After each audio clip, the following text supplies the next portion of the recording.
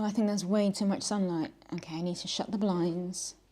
Sorry, my hair is half in just loose locks and like braided locks. And that is because I'm stealthily tightening my roots.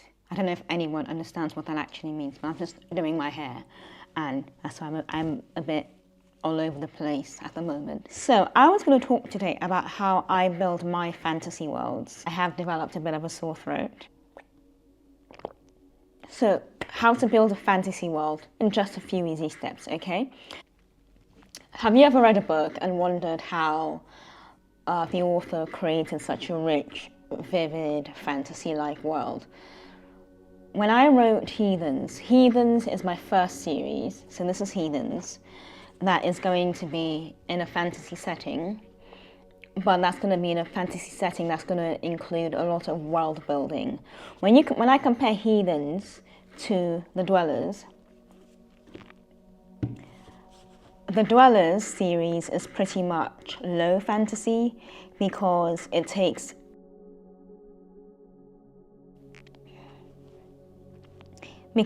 place in modern day London.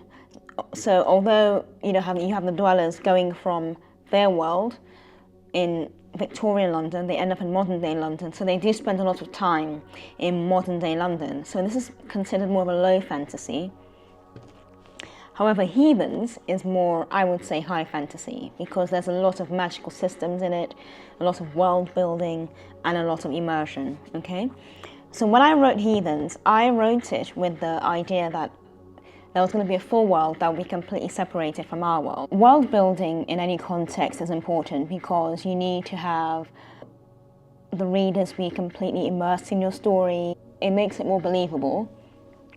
As well, yes, I know that a lot of it is fantasy. We're talking about witches, warlocks, and magical creatures, but it does make it a lot more believable. First of all, I look at geography and I look at things like landscape. Is the world going to be rocky? Is it going to be foresty? Is it going to be mountainous? Is it going to be full of different habitats? Now, when I write my books, I like to incorporate different habitats because to me that's a lot more interesting. And then I have all these different tribes or people living in these different habitats. That's how I tend to write. So I don't tend to make it one way of living where they're either in the forest or in the mountains or, in an urban environment. No, I like to mix it all up because I think that's what makes it a lot more interesting. Now, the first book in the Heathens series is a prequel set many hundreds of years ago. It's called Heathens, A Perilous Rescue, and it's set on an island. Now, when I first thought about this series, I wasn't sure what I was looking at because I knew that I wanted that to be a prequel, and I knew I wanted it to be a separate read-alone book from the rest of the series, and it was going to preempt everything else that happened in the series. I wanted it set on an island because I find islands quite mysterious. You can play around with islands quite a bit. So I thought, why don't I make it all on an island? This is what I ended up with. Now, the book itself is all set in an island. I've forgotten how many words it is. It's the first book in the series, the very first. It's a prequel. And I just wanted an island.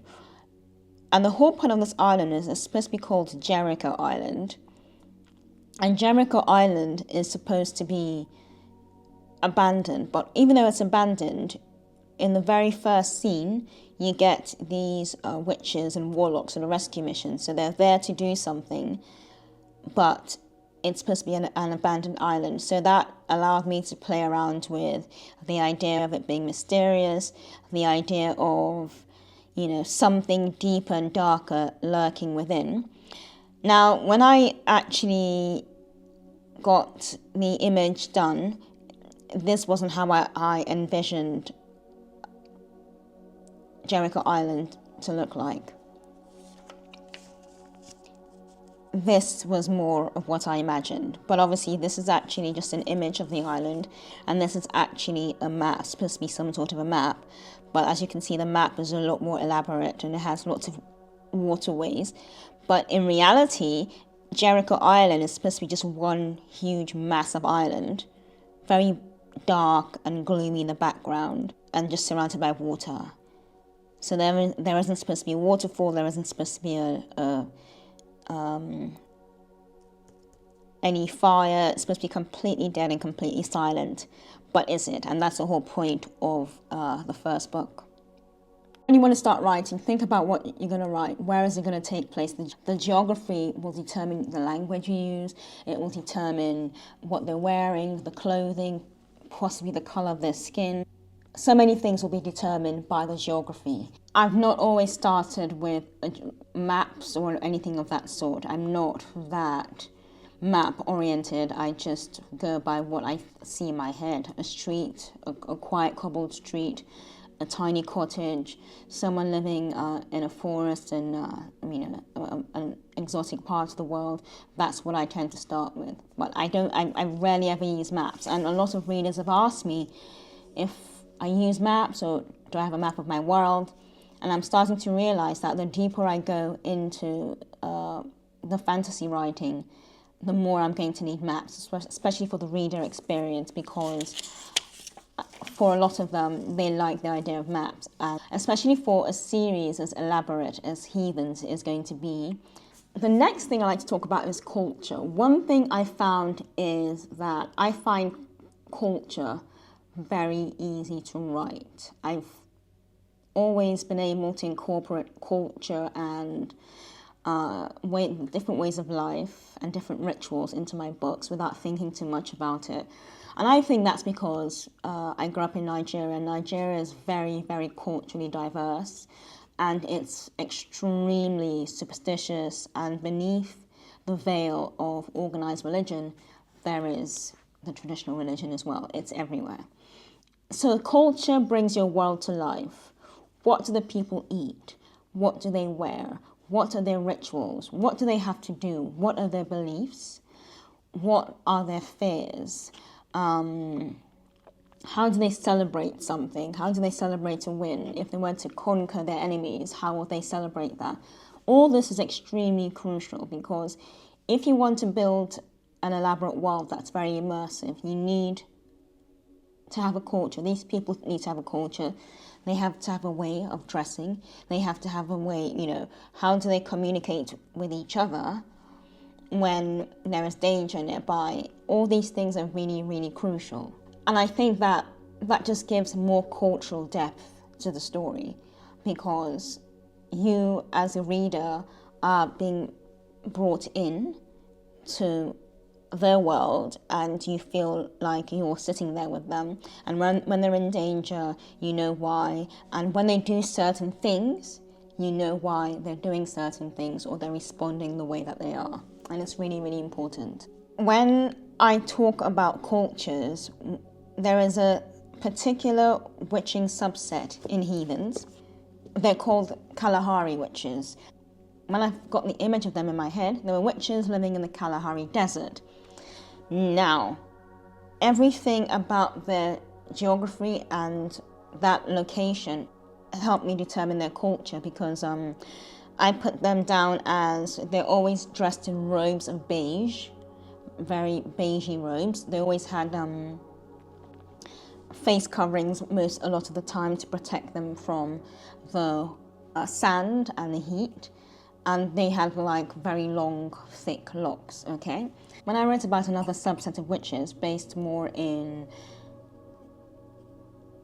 Western Africa, they were darker. And when I say darker, not darker as in the way they looked, but they were a lot deadlier than the others. And I think I wrote them that way because over there, in that region, it's very, very superstitious. There's a lot of superstition still, and that's where a lot of the, the darker, we say darker, but elements of religion, sort of voodoo and traditional magic and traditional medicine and that sort of thing come from.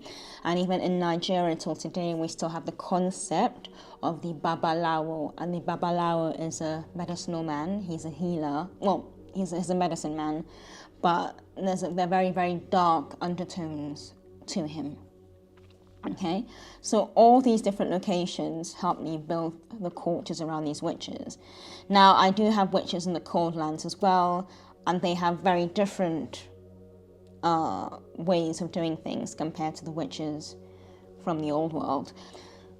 Magical systems is one of the most important things you can talk about. Every magical system has to have rules. What are the rules in your world? Yeah? In my world, in the Heathens world,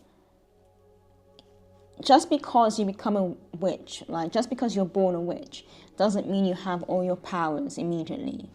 And just because you are born into the bloodline of witches and warlocks does not mean you're able to perform magic easily. You have to spend time learning, so there's always a learning curve. And I think that what tends to happen in popular culture is, you get a witch and she's just all powerful, but that's not how it works the way I write. I believe that as a young witch, as a young warlock, you have to learn to craft your power, and you have to learn to harness your power.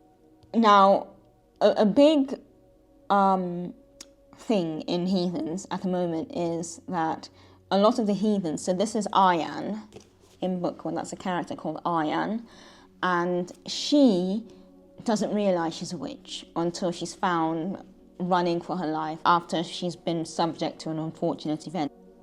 History is very important. Every character in the Heathen series, every single character has history behind them, and I know exactly what the different histories are. They all have a history, they all have a huge backstory. So it means that if you want to write a backstory about any of these characters, you can do it very, very easily, and it'll be very interesting and it'll be very immersive.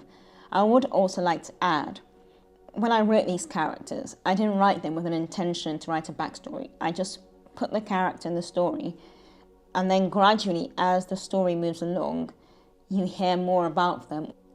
The history and the backstory is really important. And you can add it in very subtle ways to the book without giving the reader paragraph by paragraph introduction to them, which I find very stiff and very boring. But you can add subtle things throughout the books, throughout the entire series about the character, which will help them. Tell me, he looked genuinely puzzled. How did you ever come to be Mordella's apprentice? Surely there are worthier and, dare I say, more powerful candidates. If we'd sent Noor anywhere else, she'd still be alive. The Kalahari witches would have had her, he sniggered. Should even have been safer with the savage warlocks of Amigrad in those cold mountainous regions. The jibe stung, but Pia knew it was warranted. Marlon Brahim was very angry. Every story, every book every world needs a past. There has to have been some sort of a conflict, something in that past that dictates so much today, that dictates so much of how they treat each other, that dictates any ancient prophecies that are to come. It's very, very important, especially in fantasy, because it just helps you build up that layer, and it helps you create more of a plot, and it also helps you dig deeper into the psyche of each character and the world in general. When you're writing your story, especially with fantasy, this I think applies more to fantasy writing. You have to think about your geography, cultures, the magical systems, and the history. These are absolutely crucial because they will help you write a story that is so immersive that your readers will never want to leave, and they'll want to buy the one book after the next, after the next, and after the next.